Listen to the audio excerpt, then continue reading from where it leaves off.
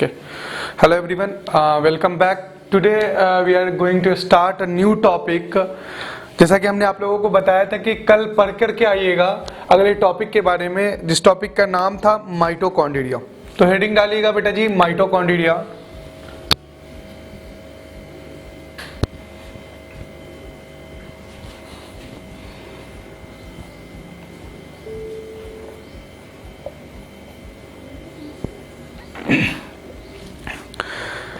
Mitochondria की सबसे पहले हम बात करें हिस्ट्री की। Who discover the mitochondria? Mitochondria को डिस्कवर किसने किया? साइंटिस्ट थे इन 1880 1880 में साइंटिस्ट थे ए कॉलिकर।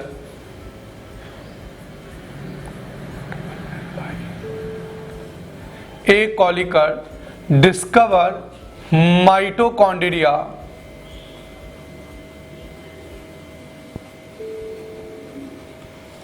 क्लियर है?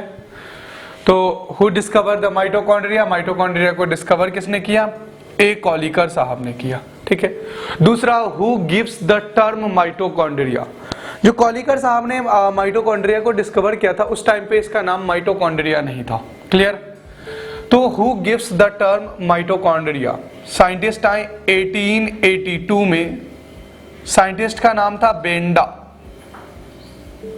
साइंटिस्ट का नाम क्या था? Benda. gives the term mitochondria.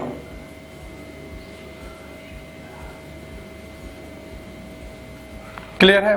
दो सवाल यहां से क्लियर कीजिए।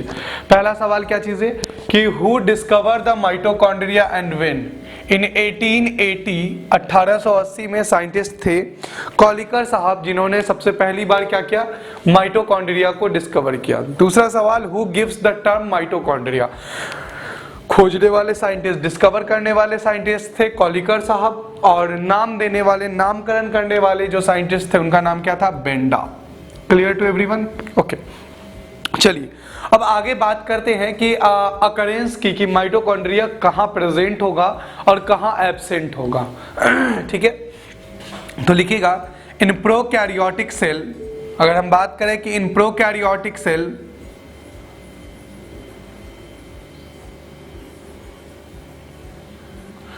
इन प्रोकैरियोटिक सेल, प्रोकैरियोटिक सेल के अंदर माइटोकॉन्ड्रिया क्या होता है बेटा जी? एब्सेंट होता है, नहीं प्रेजेंट होता है इसके अंदर। ये याद रखिएगा। वाई?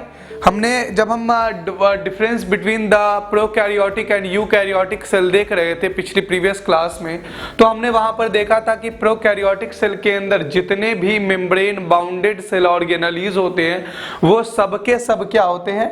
एब्सेंट होते हैं। किसके अंदर? प्रोकैरियोटिक सेल के अंदर। तो याद रखिएगा कि माइटोकॉन्ड्रिया जो है वो प्रोकैरियोटिक सेल के अंदर एब्सेंट होता है। ठीक है।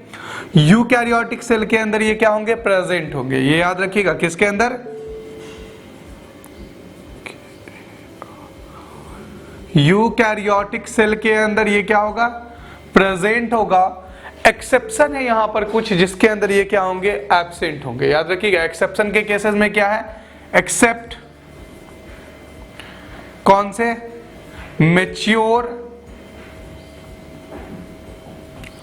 RBC cell. Mature red blood corpuscles के अंदर, रेड ब्लड सेल्स के अंदर क्या होते हैं? ये एब्सेंट होते हैं। वाई? हम आरबीसी की अगर हम बात करें तो आरबीसी की सेल के अंदर, ये मैच्योर आरबीसी सेल के अंदर, चूंकि ये तो है यूकैरियोटिक सेल, आरबीसी सेल जो है वो यूकैरियोटिक सेल है। और हम अभी क्या देख रहे थे कि जितने भी यूकैरियोटिक सेल होते हैं उन सब के अंदर क्या होता है? ये माइटोकॉन्ड्रिया प्रेजेंट होते हैं। Why except RBC cell? क्यों एक्सेप्ट आरबीसी सेल के अंदर नहीं पाया जाता है? इसके पीछे रीजन है। रीजन क्या है भाई? रीजन अगर हम बात करें तो RBC is also known as oxygen conductor. RBC को हम क्या कहते हैं बेटा जी? O2 कंडक्टर कहते हैं। ये अपने साथ जो है वो O2 को, ऑक्सीजन को कैरी करने का काम करता है। कहां से? From lungs to heart, and heart से भी क्या करता है? From heart to the various body parts. Heart से भी क्या करता है, ये वेरियस बॉडी टिश्यू के अंदर ट्रांसपोर्टेशन कराने का काम करता है। तो जाहिर सी बात है जब आरबीसी सेल के अंदर क्या होगा कि अगर ज्यादा सेल ऑर्गेनलीज प्रेजेंट होंगे तो जाहिर सी बात है लाइक अगर आरबीसी के अंदर माइटोकॉन्ड्रिया भी प्रेजेंट होगा तो यहां पर क्या होगा, ये स्पेस को माइटोकॉन्ड्रिया क्या करेगा, ऑक्युपाई करेगा, जगह घेरेगा ना जी। तो ऐसे स्टेजेस में क्या होगा कि माइटोकॉन्ड्रिया के होने की वजह से आरबीसी कम ऑक्सीजन को कैरी कर पाएगा। क्या करेगा, ये कम ऑक्सीजन को एक जगह से दूसरी जगह ट्रांसपोर्ट करा पाएगा। तो ऐसे स्टेजेस में माइटोकॉन्ड्रिया भी क्या होता है कि मैच्योर आरबीसी सेल के अंदर क्या होता है, एब्सेंट होता है। क्लियर है फंडा? चलिए जी, तो याद रखिएगा प्रोकैरियोटिक सेल के अंदर क्या होता है, ये एब्सेंट होता है। Why? Because in a prokaryotic cell जितने भी मेम्ब्रेन बाउंडेड सेल ऑर्गेनलीज होते हैं वो सबके सब क्या होते हैं, एब्सेंट होते हैं। यूकैरियोटिक सेल के अंदर प्रेजेंट होंगे, लेकिन एक्सेप्शन के केसेस में क्या है, मैच्योर आरबीसी सेल। सवाल सीधा पूछा जाता है, in which of the following mitochondria is absent. Mitochondria इनमें से किसके पास एब्सेंट होगा, तो किसके पास एब्सेंट होगा, प्रोकैरियोटिक सेल के अंदर तो एब्सेंट होगा ही होगा। लेकिन अगर आपसे सवाल पूछ दिया जाए कि अगर कुछ यूकैरियोटिक सेल के ऑप्शंस दे रखे हैं और उसमें मैच्योर आरबीसी सेल है तो उसके अंदर क्या होगा, है तो ये मैच्योर क्या कहते हैं यूकैरियोटिक सेल, लेकिन इनके अंदर क्या होगा, ये एब्सेंट होगा। क्लियर है? चलिए जी आगे बढ़े हम लोग। अब आगे हम बात करते हैं इसके डायग्राम पे देखते हुए हम बात करते हैं कि ये दिखता कैसा है, होता कैसा है और ये कहां कहां कैसे क्या काम करता है, सो देखते हैं। आप लोगों को पता है mitochondria is a double bounded cell organelles. Mitochondria क्या है, सवाल सीधा पूछा जाता है, in which of the following is a double bounded cell organelles. नीचे दिए गए इनमें से कौन कौन से डबल बाउंडेड सेल ऑर्गेनलीज है। तो अगर हम बात करें तो माइटोकॉन्ड्रिया क्या है, कैसा सेल ऑर्गेनलीज है बेटा जी, डबल बाउंडेड सेल ऑर्गेनलीज है। चलिए ओके अगर हम बात करें माइटोकॉन्ड्रिया की तो this is the structure of a mitochondria. ये किसका स्ट्रक्चर आपको देखने के लिए अगर आप देखेंगे तो माइटोकॉन्ड्रिया कुछ इस तरीके का दिखाई देगा आपको, ठीक है। तो माइटोकॉन्ड्रिया के हम सबसे पहले स्ट्रक्चर की हम बनावट को देखते हैं कि ये होता कैसा है, फंक्शन कैसे कैसे क्या करता है, उन चीजों को हम देखते हैं, ठीक है ना। तो माइटोकॉन्ड्रिया की सबसे पहले बात करें तो mitochondria is a double bounded cell organelles. लिखिएगा mitochondria is a double bounded cell organelles. The outermost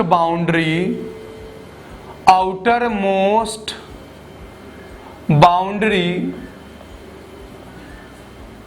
is called as outer membrane,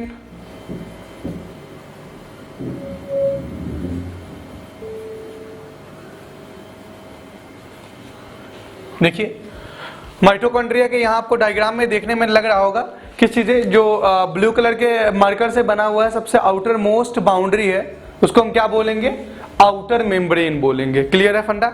चलिए जी उसके बाद इनर मेम्ब्रेन। माइटोकॉन्ड्रिया चूंकि कैसा बताया हमने कि it is a double bounded cell organelles है ये।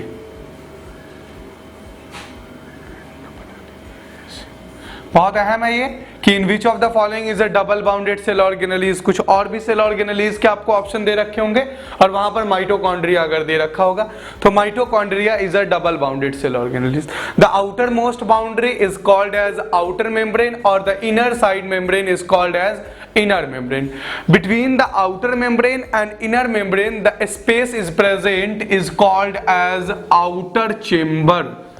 जो आउटर मेम्ब्रेन और इनर मेम्ब्रेन के बीच में स्पेस बचा हुआ क्या चीज है बेटा जी, between outer membrane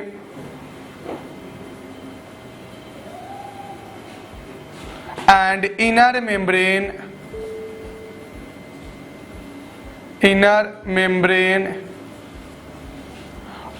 space is present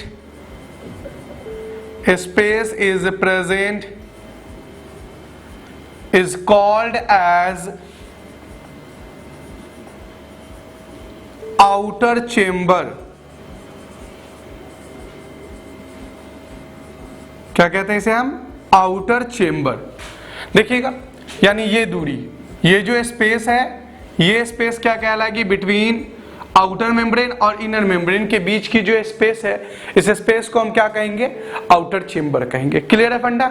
चलिए जी, अब आगे बात करते हैं। कहता है कि इनसाइड द, कहता है on the surface of inner membrane a finger like projection is present is called as cristae. क्या बोलते हैं, on the surface of inner membrane, inner membrane पे देखिए आपको उंगली जैसी क्या होती है, फिंगर लाइक प्रोजेक्शन आपको दिखाई दे रही है। दिस फिंगर लाइक प्रोजेक्शन, ये जो उभरी हुई उंगली की जैसी स्ट्रक्चर प्रेजेंट है, इस सारे फिंगर लाइक प्रोजेक्शन को हम क्या बोलेंगे, it is called as cristae. क्या बोलेंगे इसे हम, क्रेस्टी बोलेंगे। लिखिएगा, on the surface of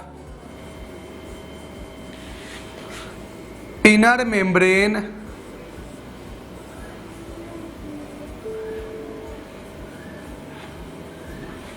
a finger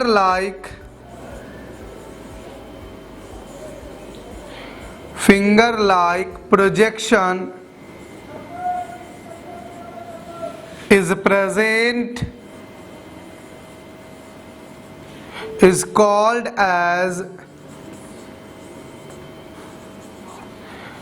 Christie.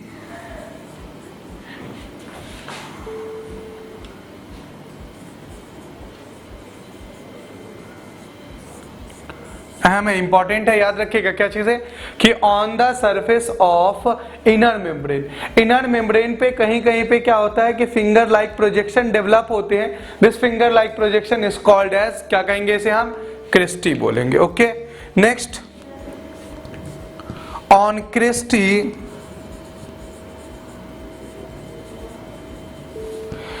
a lollipop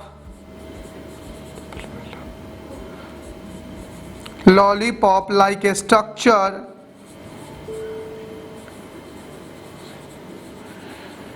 is present is called as if one particle और ऑक्सीसोम,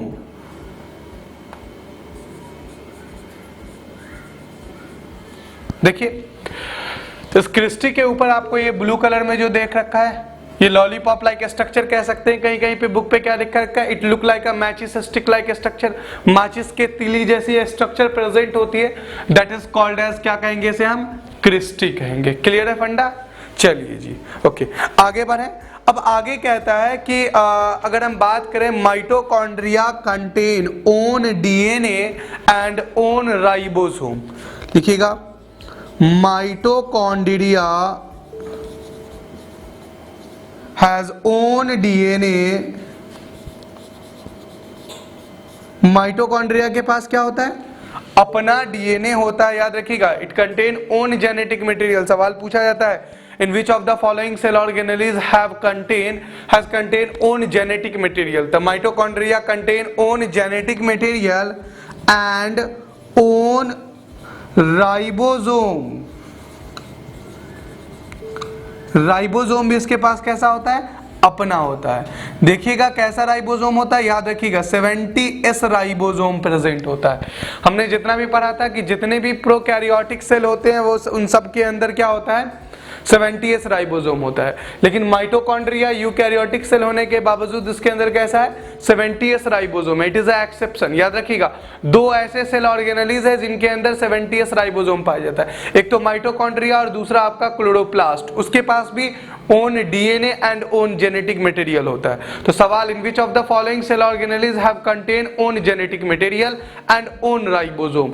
तो दो ऐसे सेल ऑर्गेनेलिज है जिनके पास अपना जेनेटिक मटेरियल और अपना राइबोसोम होता है। कौन कौन से, mitochondria and chloroplast which contain own genetic material and own ribosome. Clear है? चलिए जी, आगे बात करें अब हम लोग। चलिए इसको रब करूं, ठीक है, ओके। तो आगे बात करें, आगे सवाल पूछा जाता है बहुत बार कि in which of the following cell organelles is also known as power house of the cell. तो याद रखिएगा, mitochondria is also known as power house of the cell. Mitochondria is also known as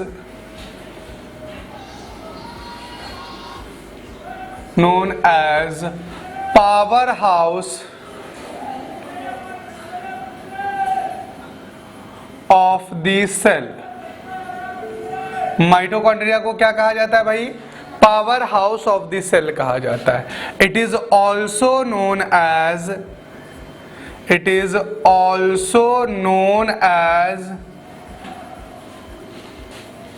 bioplast. इसे एक और नाम से जानते हैं, क्या बोलते हैं इसे हम? बायोप्लास्ट बोलते हैं। अब बात हम करते हैं कि why mitochondria is also known as power house of the cell. Mitochondria को power house of the cell क्यों कहा जाता है? सोचिए, पावर हाउस किसे कहा जाता है? जैसे इलेक्ट्रिसिटी का भी पावर हाउस होता है, ठीक है ना। तो पावर हाउस जहां पर कोई चीज है, जैसे मोबाइल चार्जिंग के लिए क्या होता है? पावर बैंक का यूज करते हैं ना भाई आप लोग। तो उसी तरीके से इसे power house of the cell क्यों कहा जाता है?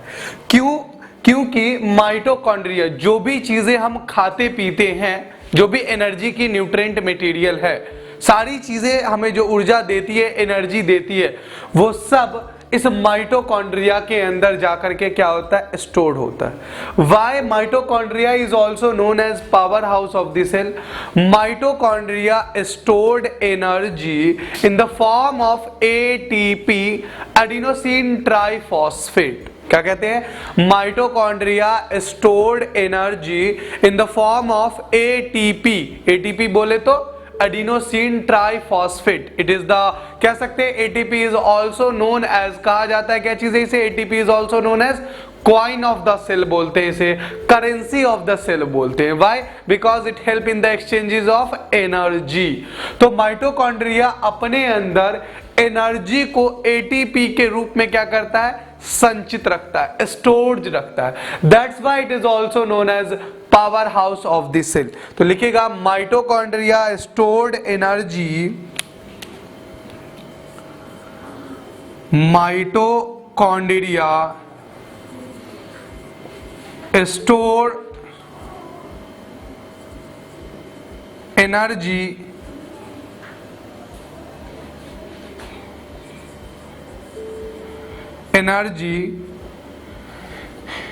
stored energy in the form of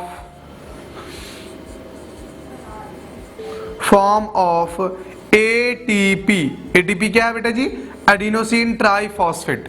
हम ज्यादा इसके बारे में डिस्कशन करेंगे क्लास 10th का जो चैप्टर है, ठीक है, रेस्पिरेशन, वहां पर हम एटीपी के बारे में ज्यादा डिस्कशन करेंगे। तो एटीपी के फॉर्म में स्टोर रखता है एनर्जी को इन the form of ATP on F1 oxysome कह सकते हैं, ऑक्सीसोम पर। ये जो F1 पर पार्टिकल्स है, यहां पर ये अपने अंदर क्या करता है? एनर्जी को एटीपी के रूप में क्या करता है? संचित रखता है। That's why it is also known as, हम इसे क्या कहते हैं? Power house of the cell कहते हैं। क्लियर है फंडा? चलिए जी, अब आगे हम बात करते हैं। अब अगर थोड़ा सा हाई लेवल पे अगर सवाल पूछता है कभी कभी, तो क्या पूछा जाता है? What is the difference between the inner membrane and outer membrane? Inner membrane और आउटर मेम्ब्रेन में क्या डिफरेंस है, इन चीजों को समझ लेते हैं। उससे पहले एक और चीज समझ लीजिएगा कि inside the mitochondria a jelly fluid like substance is called matrix. Inside the mitochondria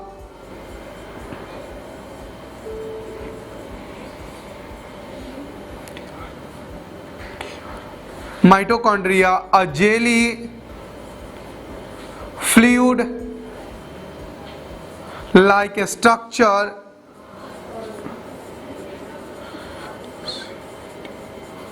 is present called as matrix। क्या बोलेंगे इसे हम? इसके अंदर एक jelly fluid like substance present होता है। इस जेली फ्लूइड लाइक सब्सटेंस को हम क्या बोलेंगे? मैट्रिक्स बोलेंगे। क्लियर है फंडा?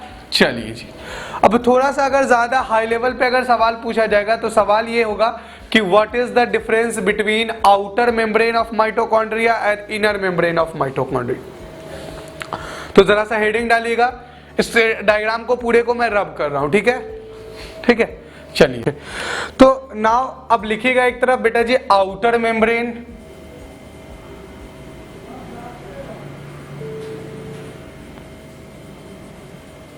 दूसरी तरफ हेडिंग डालिएगा inner membrane.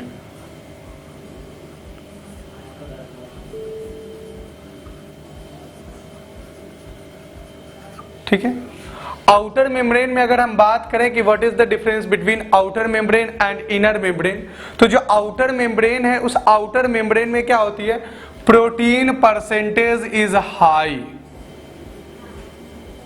Protein percentage is high, arrow ऊपर की तरफ लगा हुआ है मतलब यहां क्या है, हाई है। अबाउट 60% यहां पर क्या होता है, प्रेजेंट होता है। इनर मेम्ब्रेन के अंदर protein percentage is low, protein percentage is low, about 40%। Clear. दूसरी चीज अगर हम बात करें यहां पर किस चीजों की बात करें, लिपिड्स की, तो लिपिड्स की percentage,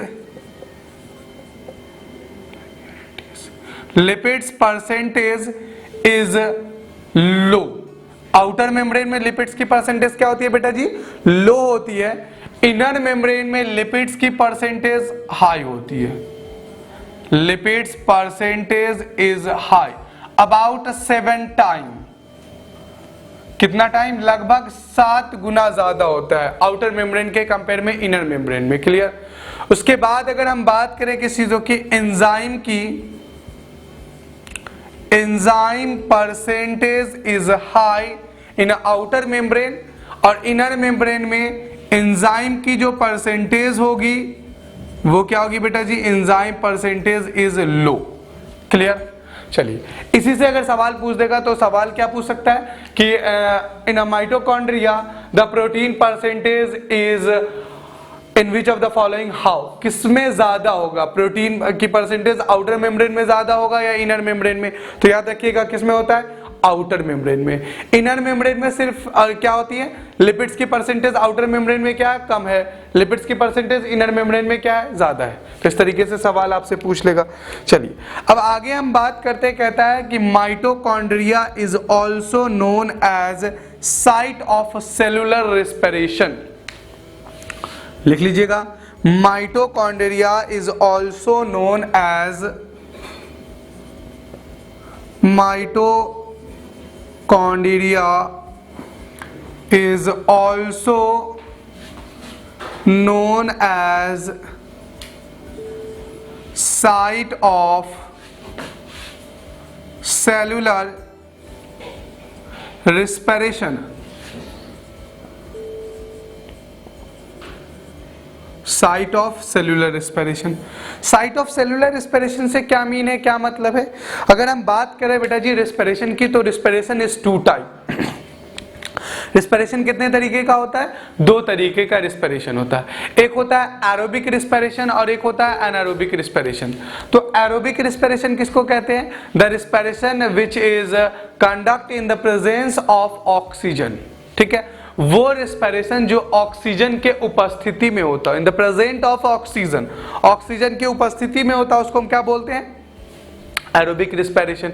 during this process the first, यानी अगर हम बात करें कि aerobic respiration first step take place inside the cytoplasm and second step take place inside the mitochondria. जो दूसरा सेकेंड स्टेप होता है वो कहां होता है, माइटोकॉन्ड्रिया के अंदर होता है। तो यहां पर क्या होती है, एक क्या कहते हैं, हैवी अमाउंट में एनर्जी का प्रोडक्शन होता है। अभी मैं ज्यादा इसके बारे में डिटेल में नहीं जा रहा हूं, वही क्लास 10th के ड्यूरिंग द रिस्पिरेशन चैप्टर वहां पे देखेंगे। तो यहां पर क्या होता है कि माइटोकॉन्ड्रिया के अंदर लास्ट स्टेप होता है, मतलब एरोबिक रिस्पिरेशन 2 स्टेप में हो रहे हैं।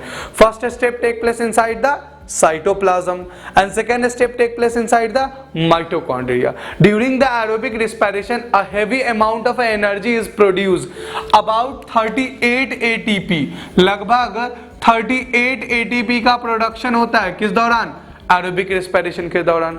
दूसरा होता है anaerobic respiration.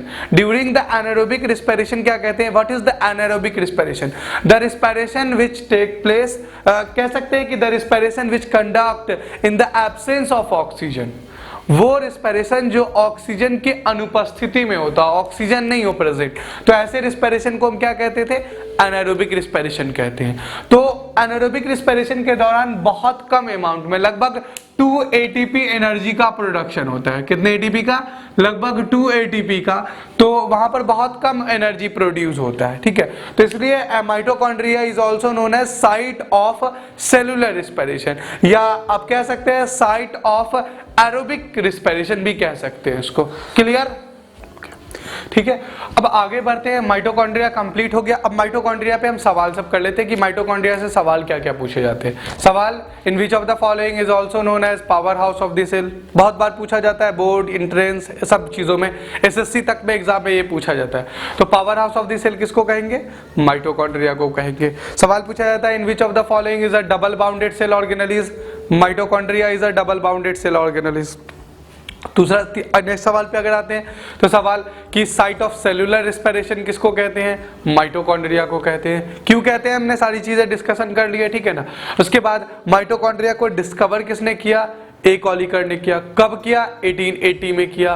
Name given by the Benda in 1882। तो इस तरीके के बहुत सारे ऑब्जेक्टिव सवाल आपसे पूछे जाएंगे, तो सब्जेक्टिव सवाल, ऑब्जेक्टिव सवाल, इन सब सारी चीजों को आप लिख सकते हैं। चलिए नेक्स्ट टॉपिक की ओर बढ़ते हैं। अगला टॉपिक हेडिंग डालिएगा प्लास्टिड।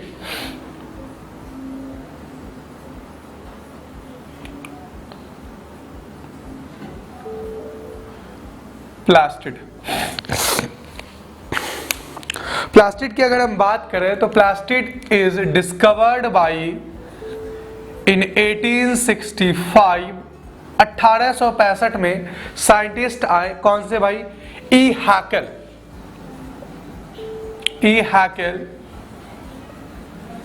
हैकेल साहब ने सबसे पहली बार क्या किया था, प्लास्टिड को डिस्कवर किया था। क्लियर है। Next point, it is only found in plant cell। बहुत ही अहम सवाल, in which of the following cell organelles is only found in a plant cell, इनमें से कौन सिर्फ प्लांट सेल के अंदर प्रेजेंट होता है। तो प्लांट सेल के अंदर प्लास्टिड एक इकलौता ऐसा सेल ऑर्गेनेलिज है जो सिर्फ और सिर्फ किसके अंदर प्रेजेंट होता है, प्लांट सेल के अंदर प्रेजेंट होता है। It do not present in a animal cell, यह एनिमल सेल के अंदर आपको देखने के लिए नहीं मिलेगा। क्लियर, समझ में आ रही बातें, ओके। तो प्लांट सेल के अंदर पाए जाने वाला सेल ऑर्गेनेलिज इकलौता कौन सा है, वैसे और भी सेल ऑर्गेनेलिज होंगे, ऐसा नहीं है कि नहीं होगा, लेकिन जो प्लास्टिड है वो do not found in the animal cell, ये एनिमल सेल के अंदर प्रेजेंट नहीं होगा। क्लियर है, चलिए जी, ओके। उसके बाद अगर हम बात करें कि जो प्लास्टिड है क्या ये प्रोकैरियोटिक सेल के अंदर प्रेजेंट होगा, नहीं, प्रोकैरियोटिक सेल के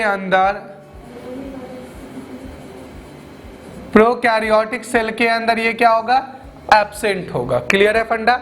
चलिए जी, यूकैरियोटिक सेल के अंदर प्रेजेंट होगा,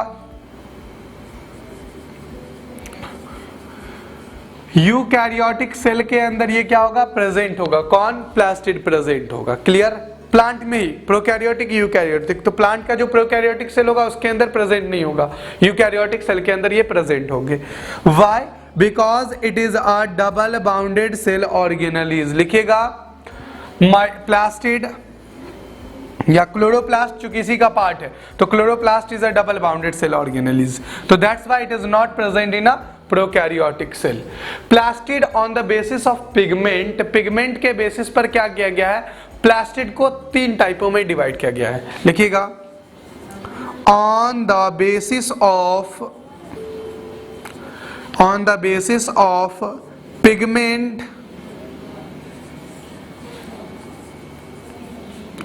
प्लास्टिड इज 3 टाइप। कौन कौन से, क्लोरोप्लास्ट,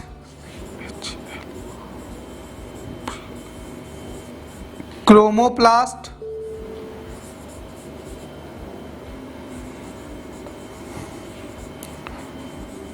और ल्यूकोप्लास्ट। ठीक है, समझ में आ रहा बात है। प्लास्टिड को कितने टाइपों में कैटेगरी में, प्रोप्लास्ट को 3 टाइपों में डिवाइड किया गया। कौन कौन सा? क्लोरोप्लास्ट, क्रोमोप्लास्ट और ल्यूकोप्लास्ट। फर्स्ट ऑफ ऑल अब हम डिस्कशन करते हैं क्लोरोप्लास्ट के बारे में। हेडिंग डालिएगा क्लोरोप्लास्ट।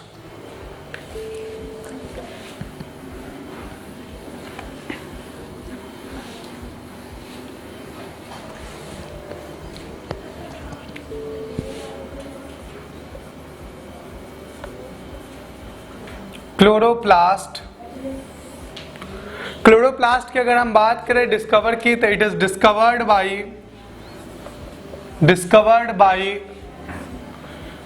एफ सिम्पर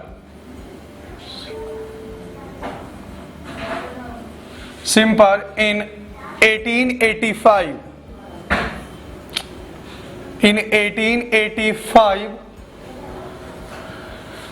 1885 में क्या किया? अल्फ्रेड शिम्पर साहब ने किसको डिस्कवर किया? क्लोरोप्लास्ट को डिस्कवर किया। क्लियर है फंडा?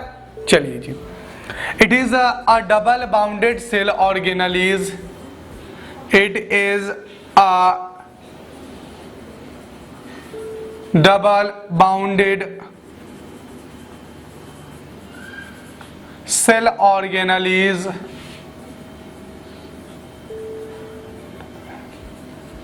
Cell organelles.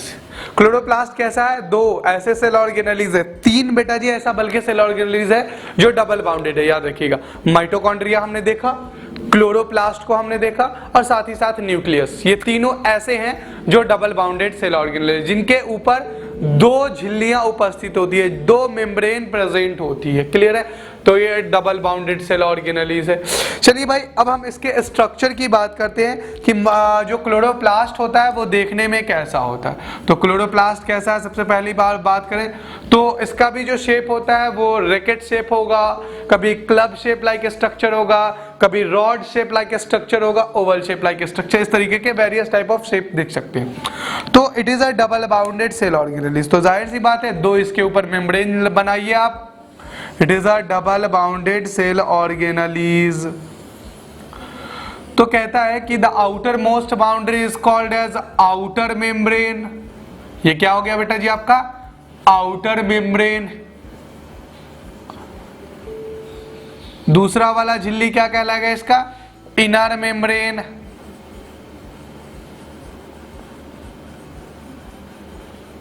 ठीक है, कहता है inside the chloroplast a coin like structure is present is called as, क्या कहेंगे इसे हम? बताइए। थैलाक्वाइड। क्या कहेंगे? क्लोरोप्लास्ट के अंदर कॉइन लाइक स्ट्रक्चर, सिक्के की तरह क्या होती है, कुछ स्ट्रक्चर प्रेजेंट होगा। इस स्ट्रक्चर को हम क्या कहेंगे? कहेंगे थैलाक्वाइड। हेडिंग डालिएगा। चलिए लिखते जाइए, साथ साथ डायग्राम बनाते जाइए साथ साथ। ठीक है, तो हम बात करते हैं किस चीजों के? क्लोरोप्लास्ट देख रहे थे। चलिए डायग्राम ये है इसका, देख लीजिए कैसे कैसे क्या। अब इसके डायग्राम पे हम आते हैं। सबसे पहले कहता है क्लोरोप्लास्ट जो डिस्कवर किया गया था वो किसने किया था? अल्फ्रेड शिम्पर साहब ने किया था इन 1885 में। ठीक है, okay. It is a double bounded cell organelles. The outer most boundary is called as outer membrane. जो सबसे बाहरी मेम्ब्रेन होगा उसे हम क्या कहेंगे? आउटर मेम्ब्रेन कहेंगे। और जो उसके अंदर वाली मेम्ब्रेन होगी उसे हम क्या कहेंगे? इनर मेम्ब्रेन कहेंगे। ठीक है, अब कहता है inside the chloroplast a coin like structure is present is called as thylakoid. क्या कहेंगे? Inside the chloroplast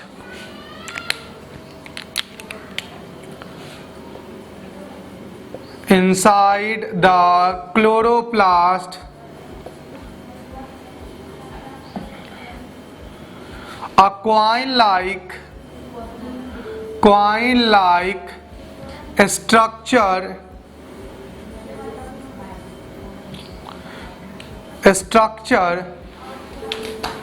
is present is called as is called as thylakoid.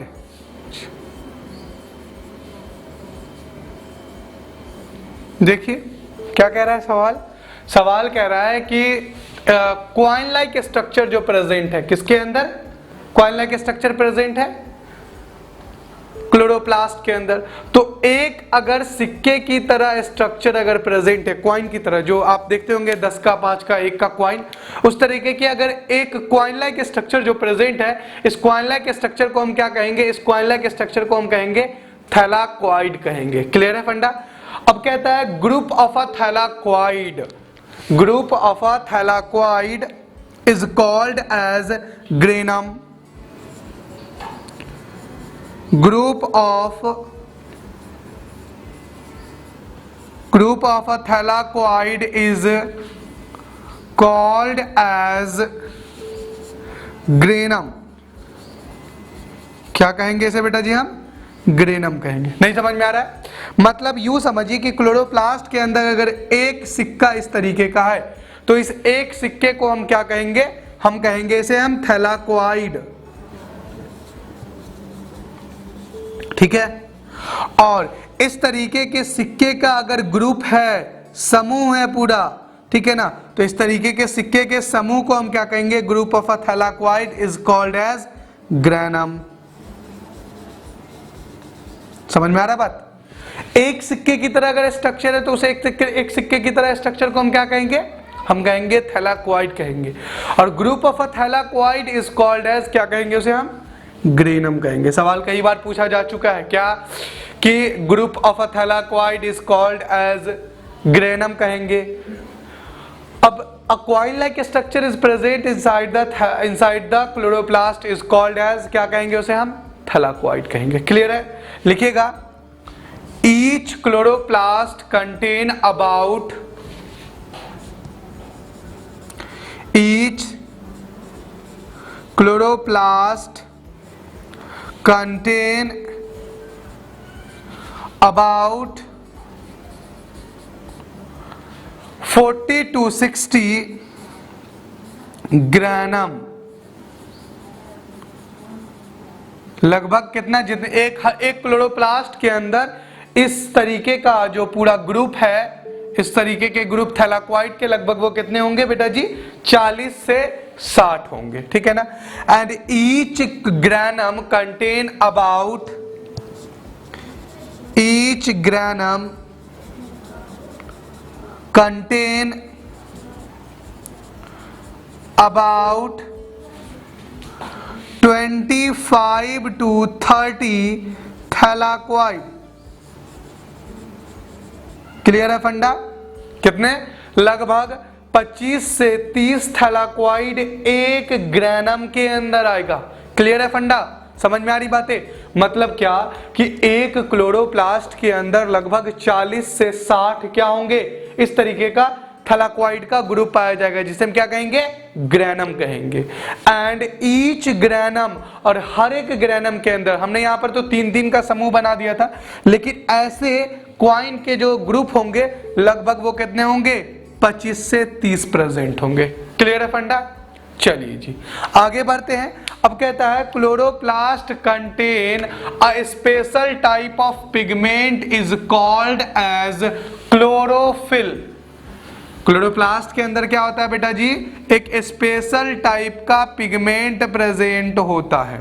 ठीक है, दैट इज कॉल्ड एज, क्या कहते हैं उसे हम, क्लोरोफिल। लिखिएगा, chloroplast contain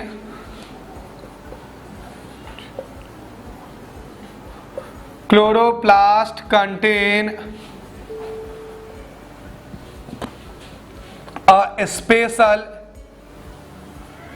type of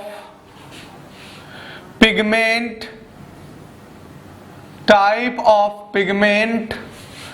called as, क्या कहेंगे उसे हम, क्लोरोफिल।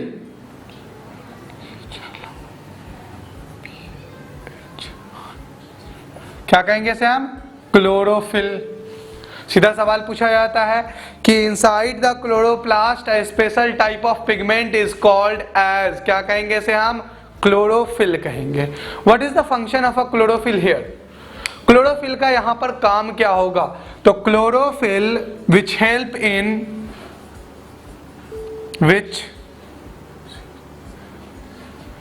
इन या क्लोरोफिल हेल्प इन, सीधा लिख लीजिए, chlorophyll help in providing green color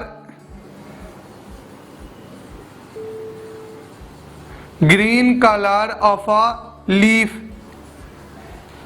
पेड़ पौधे के पत्तियों का जो रंग हरा होता है due to the presence of a chlorophyll. सवाल पूछा जाता है कि due to the presence of a dash the plant colour leaf is green.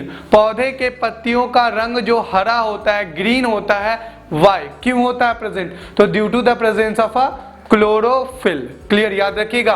तो chlorophyll help in the providing green colour of a leaf, या ऐसे भी लिख सकते हैं, it provide green colour of a leaf. Okay, next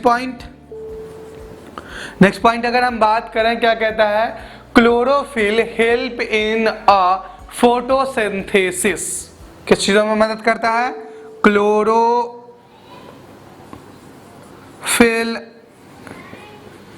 help in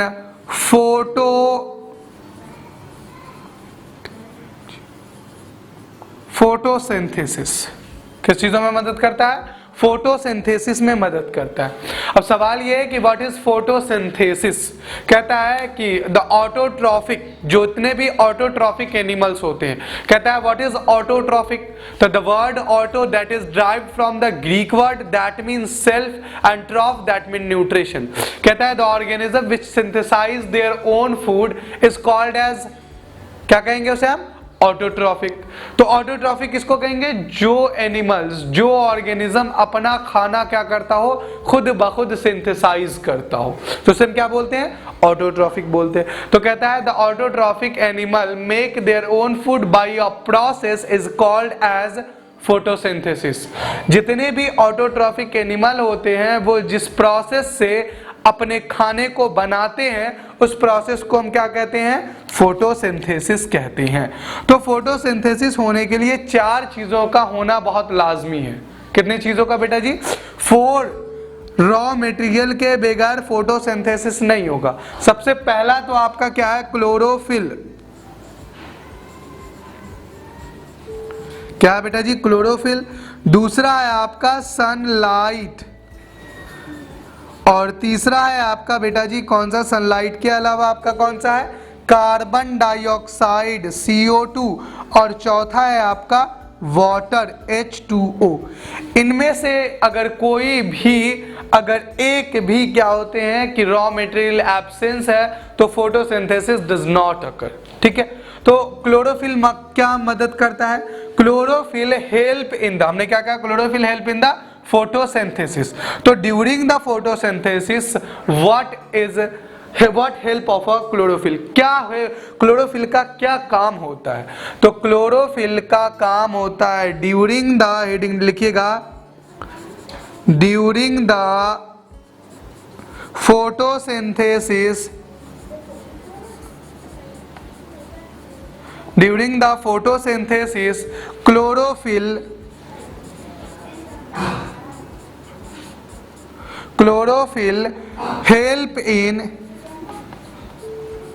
help in trapping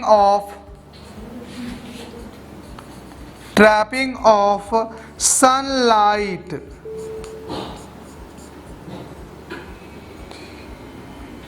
okay क्या कहता है? During the photosynthesis. चूंकि भैया हमें क्या चाहिए? फोटोसिंथेसिस। फोटोसिंथेसिस समझ में आया किसे कहते हैं? सो प्लांट जिस प्रोसेस से, पेड़ पौधे जिस प्रोसेस से अपना खाना को सिंथेसाइज करते हैं उस प्रोसेस को हम क्या कहते हैं? फोटोसिंथेसिस कहते हैं। तो अब फोटोसिंथेसिस के लिए 4 चीजों की जरूरत होती है, chlorophyll, sunlight, carbon dioxide and water. तो जो सनलाइट है वो पेड़ पौधे की पत्तियां क्या करेंगी, उसे ट्रैप करेंगी, खींचेगी, अवशोषित करेगी। तो वही कहता है कि ड्यूरिंग द फोटोसिंथेसिस के दौरान chlorophyll help in the trapping of a sunlight, sunlight को ये ट्रैपिंग करने में क्या करता है, मदद करता है। कौन, फोटोसिंथेसिस। क्लियर है फंडा। चलिए जी, तो यहां पर अब आगे बढ़ते हैं। अब आगे क्या कहता है भाई कि जो क्लोरोफिल है वो क्लोरोप्लास्ट जो है वो contain own DNA and own ribosome. लिखिएगा, chloroplast contain own DNA and own ribosome. Chloroplast के पास अपना क्या होता है बेटा जी, जेनेटिक मटेरियल होता है और अपना क्या होता है, राइबोसोम होता है। तो लिखिएगा, क्लोरोप्लास्ट कंटेन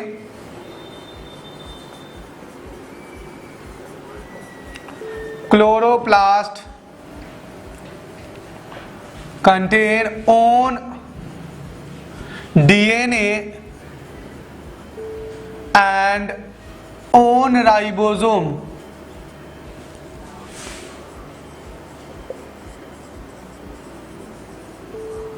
क्लोरोप्लास्ट के पास क्या होता है, अपना जेनेटिक मटेरियल है, अपना डीएनए है और साथ ही साथ ये अपना क्या है, इनके पास राइबोसोम है।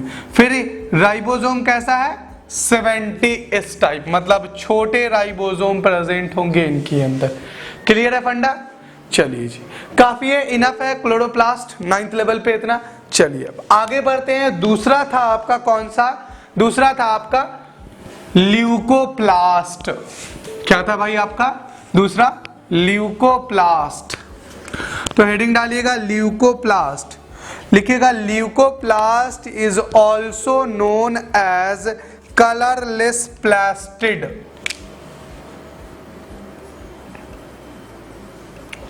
ल्यूकोप्लास्ट, ल्यूकोप्लास्ट लिखा, लिखिएगा leucoplast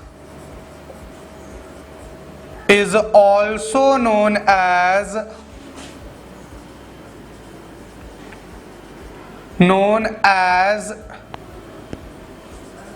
colorless plastid,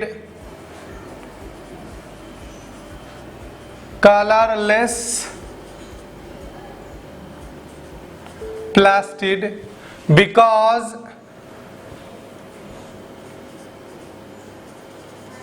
it do not contain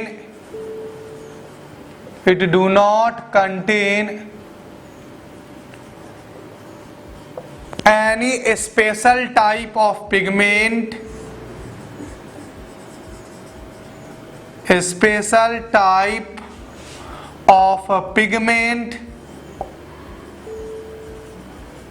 like chlorophyll।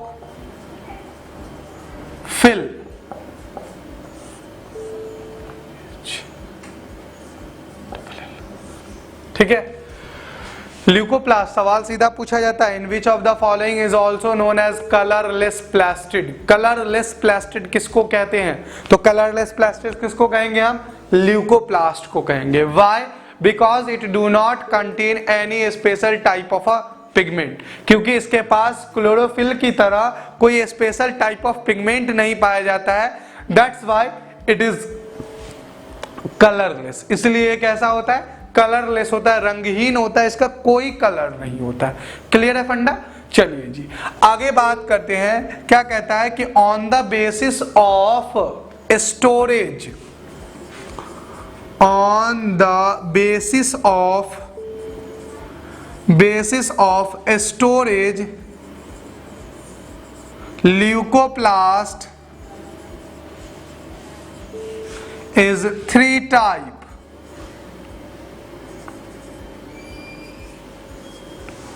Leucoplast कितने तरीके के बेटा जी, 3 तरीके के। कौन कौन से, अमाइलोप्लास्ट, इल्यूरोप्लास्ट,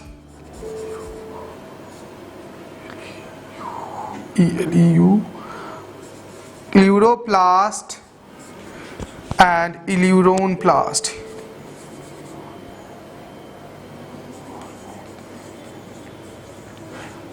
ठीक है।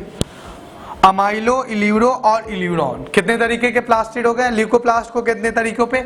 स्टोरेज के बेसिस पर। मतलब जो ये अपने अंदर, सीधा सवाल है कि what is the function of a leucoplast? It help in storage. ये किस चीजों में मदद करता है बेटा जी? याद रखिएगा, the main function of a leucoplast, leucoplast का जो मेन फंक्शन है वो क्या है? स्टोरेज करना। किस चीजों को? रॉ मटेरियल को। तो अब देखते हैं कि स्टोरेज के बेसिस पर अमाइलोप्लास्ट, इल्यूरोप्लास्ट और इल्यूरोनप्लास्ट में डिवाइड किया गया। अमाइलोप्लास्ट क्या होता है भाई? अमाइलोप्लास्ट किस चीजों का स्टोरेज करेगा? तो amyloplast help in the storage of carbohydrate. लिखिएगा, it help in storage of carbohydrate. Carbohydrate का क्या करेगा? ये स्टोरेज करेगा। ठीक है। फाउंड इन किस किस चीजों में पाया जाएगा? फाउंड अगर देखें तो कार्बोहाइड्रेट किस में मिलेगा ज्यादातर भाई? व्हीट के अंदर, गेहूं। ठीक है। उसके बाद किसके अंदर मिलेगा आपको? पोटैटो के अंदर। और किसके अंदर भाई? आपका राइस, चावल के अंदर भी कार्बोहाइड्रेट रिच अमाउंट में। तो इन सब चीजों के अंदर मिलेगा। तो सीधा सवाल कि कार्बोहाइड्रेट स्टोरेज, कार्बोहाइड्रेट का स्टोरेज करने में कौन सा प्लास्टिड मदद करेगा? तो अमाइलोप्लास्ट। क्लियर? चलिए जी, इल्यूरोप्लास्ट पे अगर देखें तो it help in storage of protein. ये किन चीजों का मदद करेगा बेटा जी? प्रोटीन का मदद करेगा। स्टोरेज किस चीजों का करेगा? ये it help in the storage of protein. Protein के लिए क्या क्या मिलेगा? फाउंड इन, ये किन किन चीजों में मिलेंगे? Found in pulse. ठीक है। कौन सा पल्स? चॉकलेट वाला नहीं भाई, दाल की बात हो रही है यहां पर। ठीक है ना। पल्स के अंदर मिलेंगे। और किसके अंदर मिलेंगे बताइए? मछली। भाई बात हो रही है, बच्चे यहां पर अक्सर कह देते हैं मछली, तो भाई बात पहले ही हो रही है कि मछली के अंदर ठीक है rich amount of protein present होता है सबसे ज्यादा। तो भाई पहले ही हमने कहा है कि प्लास्टिड जो है वो किसके अंदर प्रेजेंट होता है? Only found in the plant cell. सिर्फ और सिर्फ ये किसके अंदर प्रेजेंट होते हैं? प्लांट सेल के अंदर प्रेजेंट होते हैं। तो अब मछली के अंदर ये कहां से आ जाएगा? ठीक है ना। तो डोंट बी कंफ्यूज कि आप वहां पर फिशेस भी डाल दें। ओके चलिए जी, इल्यूरोप्लास्ट पे आते हैं। It help in storage of lipids. ये किन चीजों का स्टोरेज करता है बेटा जी? लिपिड्स का स्टोरेज करता है। फाउंड किन के अंदर मिलेंगे? ये फाउंड इन ग्राउंड नट उसके अंदर। उसके बाद क्या मिलेगा आपको? ड्राई फ्रूट के अंदर। अरे भाई ड्राई फ्रूट, काजू, किशमिश, बादाम, इन सब के अंदर क्या होंगे? ये चीजें मिलेंगे। ठीक है ना। तो help in the storage of lipid. Groundnut मूंगफली को कहते हैं। ठीक है, समझ में आ गया बात? ल्यूकोप्लास्ट। सवाल क्या क्या पूछ सकता है? सवाल पे हम आते हैं। कहता है what is the function of a leucoplast? Leucoplast का फंक्शन क्या होगा? तो it help in the storage. Storage किस चीजों का करेगा? ये रॉ मटेरियल का, कार्बोहाइड्रेट का, प्रोटीन का, लिपिड्स का, इन सब चीजों का करेगा। सवाल दूसरा, in which of the following is also known as colourless plastid? इनमें से किसे कलरलेस प्लास्टिड कहा जाता है? तो leucoplast is also known as colourless plastid. Why? Because it do not contain any special type of pigment like a chlorophyll. Chlorophyll की तरह इसमें कोई स्पेशल टाइप का क्या होता है? पिगमेंट नहीं पाया जाता। That's why it is known as colourless plastid. अहम सवाल है, याद रखिएगा। स्टोरेज के बेसिस पर तीन तरीकों में बांटा गया, अमाइलो, इल्यूरो और इल्यूरॉन। अमाइलोप्लास्ट किस चीजों का स्टोरेज करेगा? कार्बोहाइड्रेट का। इल्यूरोप्लास्ट किस चीज का करेगा? प्रोटीन का। इल्यूरॉन किस चीजों का करेगा? लिपिड्स का। क्लियर है फंडा? चलिए जी, नोट कर लीजिएगा। अगला क्या है आपका? अगला जो टॉपिक है वो देखिएगा आपका ल्यूकोप्लास्ट हो गया। अब हेडिंग डालिएगा chromoplast. Chromoplast is also known as colourful plastid. Chromoplast को हम क्या कहते हैं? कलरफुल प्लास्टिड कहते हैं। क्रोमोप्लास्ट। तो क्रोमोप्लास्ट पे हम बात करते हैं। कहता है it is also known as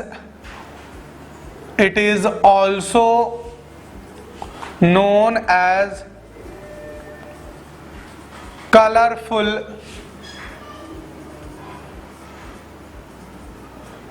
plastid. इसे हम क्या कहते हैं? कलरफुल प्लास्टिड कहते हैं। वाई? Because it provide